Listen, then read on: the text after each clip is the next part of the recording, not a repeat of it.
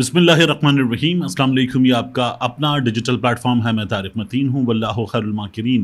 अल्लाह सबसे बेहतर तदबीर फरमाने वाला है, वही बचाएगा मेरे देश को बलाओं से, जो बारिश में शजर से घोंसला गिरने नहीं देता, क्योंकि उसकी तदबीर तमाम तदाबीर की इमाम है। 16 तारीख़ है और आज सबसे बड़ी ख़बर आपके लिए यही है, जब अगर आपने ये ख़बर रात में नहीं देखी, कि हुकूमत ने आपके ऊपर पेट्रोल बम गिरा दिया है। मियाँ नवाज़ शरीफ साहब जब लंदन में थे तो वो कहते थे रात की तारीकी में शब खून मारा गया है। तो अब मियाँ नवाज़ शरीफ साहब वही वाला काम कर रहे हैं जो मरीम नवाज़ शरीफ ने कहा था कि मियाँ नवाज़ शरीफ इजलास से उठकर चले गए। अब मियाँ नवाज़ शरीफ साहब इजलास में होते नहीं हैं, जो करती है हुकूमत करती रहे, इत्मीनान के साथ ऐसी की तैसी एक आम आदमी की फिरती रहे, कोई फ़र्क नहीं पड़ता। तो ये मियाँ नवाज़ शरीफ साहब की सियासत है। इसकी बात करेंगे, पेट्रोलियम मसनूआत की कीमतों में इजाफे की बात करेंगे। सबसे पहले मैंने जो रात में आपके लिए नोटिफिकेशन ब्रेक किया था, वो नोटिफिकेशन उसके बाद सोशल मीडिया पर जिस तरह से तहलका मचा रहा है, आपने देखा कि क्या कुछ हुआ है। उस नोटिफिकेशन के हवाले से कुछ चीज़ें मैं आपके सामने रख दूं। पहले तो ये कहा जा रहा है, मुझसे भी कुछ मुमकिन तौर पर गलती हुई, मखसूस नशिस्तों का मामला मैं आपको बता रहा था, लेकिन मखसूस नशिस्तों का मामला इससे जुड़ा वो नहीं है। पेशावर हाई कोर्ट का फ़ैसला था, यहाँ आया, यहाँ पर अदालत ने फ़ैसला दिया है। इसमें हुकूमत जब जाएगी नज़र सानी में, अपील और नज़र सानी का फ़र्क है, तो जो बेंच है वही सुनेगा, तो कोई ख़ास फ़र्क नहीं पड़ने वाला। इस बात का इत्मीनान रखिए। जो अपील में जाने का मामला होता है उसमें फिर नया बेंच बनता है। जिस तरह फ़ौजी अदालतों का मामला, फ़ौजी अदालतों के मामले में बड़ा बेंच बना है, तो ये एक मुख्तलिफ चीज़ है। 184(3), 185, तो इसलिए ये मामला है। तो ये जो मामला है ये 185 का है। इसमें वही बेंच जिसने फ़ैसला दिया है सुनेगा, तो हुकूमत का कुछ होने नहीं जा रहा मखसूस नशिस्तों के मामले में। लेकिन फिर ये जो 4 जज साहिबान लाने की तैयारी हो रही है, मैंने आपके सामने ख़बर ब्रेक की थी, आपको बताया था सब कुछ। जस्टिस मुशीर आलम साहब, जस्टिस मकबूल बाकर साहब, मजहर आलम मियाँ खेल साहब और जस्टिस सरदार तारिक मसूद साहब। तो ये 4 जज साहिबान काजी साहब ने 4 एड हॉक जजेस की पोजीशंस के लिए सजेस्ट किए हैं। 19 तारीख को ये इजलास होगा। अब इसको मज़ीद देखा जा रहा है किन चीज़ों से जोड़कर, देखिए बड़ा इंपॉर्टेंट है। जो पाकिस्तान तहरीक इंसाफ पर पाबंदी का मामला है, वो सुप्रीम कोर्ट का फुल बेंच सुनेगा, तो ये जज साहिबान उसको सुनेंगे। एक तो ये एड हॉक होंगे, ये हैं वैसे सीनियर्स, लेकिन अब ये जूनियर होंगे, मगर ये सुप्रीम कोर्ट के मुकम्मल जज की तरह एक्ट करेंगे। और ये सुप्रीम कोर्ट में इनको मिलाकर फिर 21 रुकनी सुप्रीम कोर्ट होगी, तो ये मुकम्मल तमाम लोग सुनेंगे। क्या ये सुप्रीम कोर्ट आ रहे हैं या नहीं आ रहे, क्या होगा जुडिशल कमीशन में, तो काजी साहब ने नाम दिया है। जुडिशल कमीशन में कौन कौन शामिल है, काजी साहब खुद उसके चेयरमैन हैं, यानी जो जजेस को अपॉइंट करने की बॉडी है। जस्टिस सैयद मंसूर अली शाह साहब हैं, जस्टिस मुनीब अख्तर साहब हैं, जस्टिस याहिया आफरीदी साहब हैं, इनके बाद जस्टिस अमीनुद्दीन खान साहब हैं, इनके बाद जस्टिस मंजूर मलिक साहब हैं, और उसके बाद आज़म नज़ीर तारड़ वज़ीर क़ानून, अटॉर्नी जनरल मंसूर उस्मान अवान और अख्तर हुसैन एक सीनियर वकील के तौर पर ये भी इस बॉडी में शामिल हैं। तो यहाँ 5 अफराद काजी साहब के साथ कम अज़ कम आसानी से हैं। ये मैंने मुख्तलिफ लोगों की राय ली, वो ये कहते हैं कि काजी साहब को मेजॉरिटी हासिल है। ये जज साहिबान आ जाएंगे। PTI पे पाबंदी का मामला है, फुल कोर्ट बनेगा तो ये उसमें बैठेंगे। इमरान खान साहब पे आर्टिकल 6 लगाने का मामला, ये बैठेंगे। बहुत मुश्किल काम है, लेकिन ये जज साहिबान शामिल होंगे। तो काजी साहब के बारे में ये जो कहा जा रहा था चैम्बर वर्क कर रहे थे, तो अब हमारे सामने ये निकल कर आया, पता नहीं ये कहाँ से आया है, लेकिन चैम्बर वर्क हो रहा था, क्या हो रहा था, ये तो हो गया है। अब इसके नतीजे में इमरान खान साहब की जमात पर पाबंदी, इमरान खान साहब पर आर्टिकल 6, कासिम सूरी पर आर्टिकल 6, क्या ये मामला चलेंगे? सिर्फ इतना नहीं है, काजी साहब अगर 25 अक्टूबर को अपनी मुद्दत पूरी करें, 26 अक्टूबर को टाटा बाय हो भी जाए, तो फिर यहाँ मंसूर अली शाह साहब हैं और मुनीब अख्तर साहब हैं, तो ये जज साहिबान उनके सामने मौजूद होंगे। अगर कहीं कोई बड़ा मामला आएगा तो फुल कोर्ट में मौजूद होंगे, ठीक है। अब आम तौर पर एड हॉक जज होता है 1 बरस के लिए, ये लोग जो हैं ये 1 बरस के लिए नहीं, ये 3 साल के लिए लगाने की तजवीज़ है काजी साहब की। तो ये बहुत इम्पॉर्टेंट है कि इसका हमारी सियासत पे और आने वाली अदालती जो जिम्मेदारियां हैं जज साहिबान की, उन पे बड़ा असर पड़ेगा। तो एक तो ये मामला है और ये बड़ा इम्पॉर्टेंट है। اس کو جس انداز میں دیکھا جا رہا تھا یہ اس سے زیادہ بڑی چیز ہے۔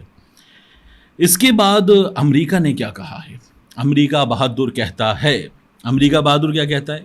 پاکستان تحریک انصاف پر پابندی کے حوالے سے امریکی محکمہ خارجہ کے ترجمان بات ہوئی میتھیو ملر سے صحافیوں کی پریس بریفنگ کے دوران، اور انہوں نے کہا کہ ہمیں تشویش ہے، پاکستان کی حکومت کے اس فیصلے پر تشویش ہے، اور سیاسی جماعت پر پابندی کے حکومتی بیانات ہم نے دیکھے ہیں۔ ایسا محسوس ہوتا ہے کہ یہ سیاسی پیچیدہ عمل کا آغاز کیا جا رہا ہے، تاہم اس اندرونی عمل اور فیصلوں پر امریکہ نظر رکھے گا۔ اور میتھیو ملر نے یہ بھی کہا ہے کہ کسی بھی سیاسی جماعت پر پابندی باعث تشویش ہے، کیونکہ یہ اقدام انسانی حقوق، آزادی اظہار رائے، آئینی اور جمہوری اصولوں کی پرامن پاسداری کی مخالفت ہے، اور امریکہ جمہوری عمل، وسیع تر اصولوں اور قانون کی حکمرانی سمیت انصاف کے اقدامات کی ہمیشہ سے حمایت کرتا رہا ہے۔ امریکہ کیا کرتا ہے دنیا بھر میں ہمیں پتہ ہے، لیکن امریکہ ڈیموکریسی پر ایک رائے رکھتا ہے۔ ایک وقت آتا ہے اس کے بعد امریکہ کہتا ہے کہ یہ نہیں کر سکتے آپ، اور ہمارے ہاں اگر وہاں سے پریشر آئے گا تو اس پریشر کا ٹھیک ٹھاک امپیکٹ پڑے گا ہمارے ہاں کے لوگوں پر، اس میں کوئی دو رائے نہیں ہو سکتی۔ اور پیٹرولیم مصنوعات کی قیمتیں جو شہباز شریف صاحب کی حکومت نے کیا ہے میرے آپ کے ساتھ، تقریباً 10 روپے 9 روپے 99 پیسے، ایک پیسہ چھوڑ کے حاتم طائی کی قبر پہ لات مار دی ہے۔ 9 روپے 99 پیسے فی لیٹر ہائی سپیڈ ڈیزل کی قیمت میں 6 روپے 18 پیسے یہ اضافہ کیا گیا ہے۔ پیٹرول کی نئی قیمت ہو جائے گی 275 روپے 60 پیسے، اور مٹی کے تیل کی قیمت میں 1 روپے 85 پیسے فی لیٹر اضافہ کیا گیا ہے۔ لائٹ ڈیزل یہ 24 پیسے فی لیٹر مہنگا ہوا ہے۔ پیٹرول اور ڈیزل پر پیٹرولیم لیوی برقرار رکھی گئی ہے، جبکہ نوٹیفیکیشن کے مطابق 60 روپے فی لیٹر یہ لیوی برقرار رہے گی۔ اب یہ اطلاق ہو گیا ہے، آپ صبح یہ ویڈیو دیکھ رہے ہیں، آپ جب جائیں گے پمپس پہ تو آپ کو یہ نئے نرخ ملیں گے۔ اس کے علاوہ میں آپ کے سامنے ایک چیز اور رکھوں، یہ جو جج صاحبان ہیں سپریم کورٹ آف پاکستان کے، جن میں ایڈ ہاک ججز لانے کی تیاری ہو رہی ہے، یہ ایڈ ہاک ججز جو ہیں ان کے حوالے سے میں نے کچھ دوستوں سے معلوم کیا، انہوں نے بڑی تفصیل کے ساتھ بتایا کہ کیا صورتحال ہے ان ججز کی۔ جسٹس مظہر عالم میاں خیل صاحب صدارتی ریفرنس نظر ثانی کیس میں قاضی فائز عیسیٰ صاحب کے حق میں انہوں نے اپنی رائے تبدیل کی تھی، اور اب تک اس رائے کو تبدیل کرنے کی وجوہات جاری نہیں کی گئیں۔ مرکزی ریفرنس تھا، انہوں نے معاملہ FBI کو مزید تحقیقات کے لیے بھیجنے کی حمایت کی تھی۔ پھر مظہر عالم میاں خیل صاحب کو حکومت نے بنایا تھا چیئرمین مسابقتی کمیشن۔ اچھا، مقبول باقر صاحب ابھی وزیر اعلیٰ سندھ رہے ہیں، نگراں وزیر اعلیٰ سندھ۔ صدارتی ریفرنس نظر ثانی کیس میں مقبول باقر صاحب نے ایڈیشنل اٹارنی جنرل عامر رحمان کو اپنے دلائل تک مکمل نہیں کرنے دیے تھے۔ جب عمران خان صاحب کو کہا نا ہاتھ پاؤں باندھو، جاؤ اسمبلی میں اور چھکا مار کے دکھاؤ، تو یہ ہوا تھا۔